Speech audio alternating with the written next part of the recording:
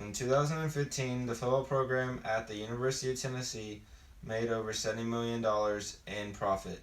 Yes, 70 million. Yet the players who helped generate that 70 million were paid a grand total of $0. I am a former college athlete, current college student, and avid college sports fan. I have seen and experienced firsthand the amount of time, effort, and risk that being a college athlete involves. The athletes and their families that generate the vast majority of the revenue for college sports programs are being taken advantage of and exploited by the powers that run and govern college sports. They are the ones that deserve and in most cases need the money generated from their efforts and sacrifices. The continued use of amateur college athletes to generate millions of dollars of profit every year for colleges, universities, and the NCAA is unfair and unjust to the athletes and their families who are mainly responsible for the money generated. I will discuss in further detail why college athletes deserve compensation, the ridiculous amounts of money that these athletes bring in, and possible solutions for how to pay them and keep them in school longer. According to an NCAA survey conducted in 2011, Division I football players put in an average of 43 hours per week. Baseball players put in 42.1 and men's basketball put in 39.2 hours a week. All of these numbers are in-season hours, which mean that on top of all the classes, homework, and studying for exams, athletes are working a full-time job. With that being said, athletes work more than most students on campus actually do. Most, if not all, people who oppose paying college athletes say that athletes get a full-ride scholarship and that should be good enough. So yes, a lot of Division I athletes are on some type of scholarship, but not all are full rides, which means some athletes are actually still having to pay for part of their education, and do not forget about the walk-ons who are out there with no kind of scholarship, busting their butt trying to earn one. A lot of these athletes knew they probably would not even have the opportunity to get a college education without a sport. For them, their sport is the only way of getting such an education. These athletes also receive a stipend, which averages $3,000 annually. But let's be real for a second. How many of us can truly live off of $3,000 a year? An example would be, say you work for a business that will offer to assist your tuition for being a full-time employee for the company. But your paycheck every other week came out to a total of $77. Do you think you could live off of that?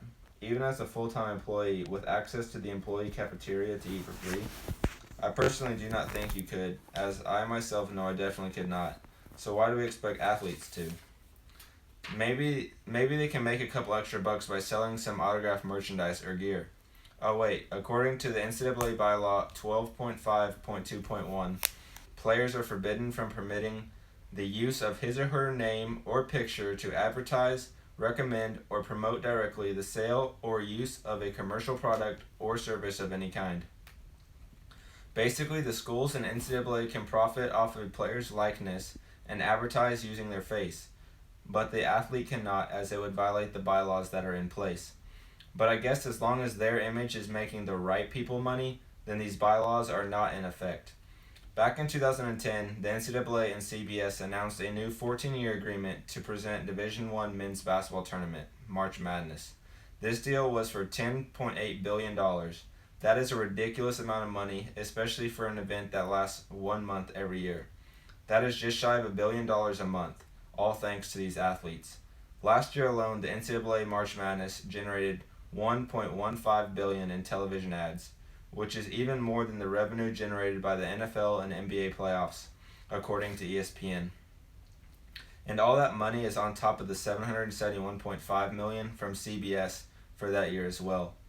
All the television revenue, ticket and jersey sales, likeness promotions, and other sources of income go to the NCAA, the schools, the coaches, the event staff, and everyone else involved in the business, except for the athletes creating the value. According to the data collected from USA Today and the U.S. Department of Education, Texas A&M topped the list of schools who made the most money off of college athletics at $192.6 million in revenue. There are 231 NCAA Division I schools. Altogether, they generated a total of $9.15 billion in revenue during the 2015 fiscal year.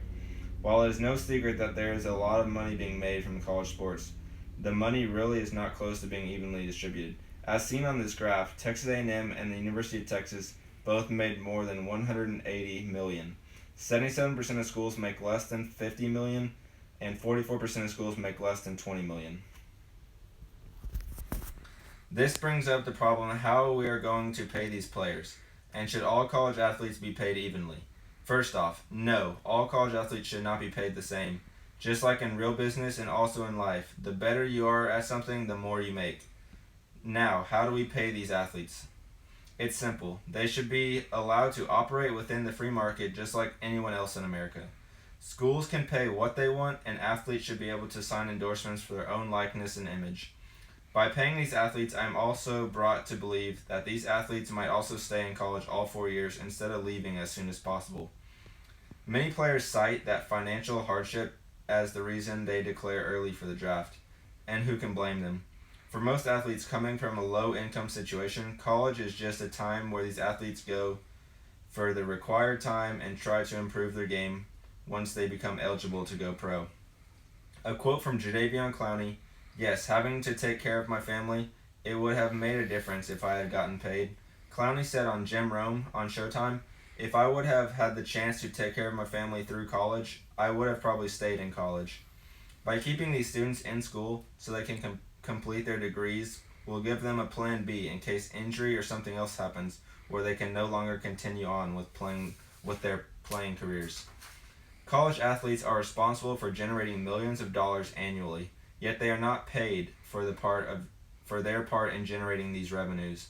Furthermore, they cannot profit from their success, sacrifices, likeness, or popularity in any way. This is the definition of exploitation. As we will know that exploitation is wrong. Something needs to be done about this. As stated by college basketball player Shabazz Napier, we do have hungry nights that we don't have enough money to get food. Sometimes money is needed. It is unjust and unfair that none of the profits from college athletics actually goes to the players that are mostly responsible for generating these revenues.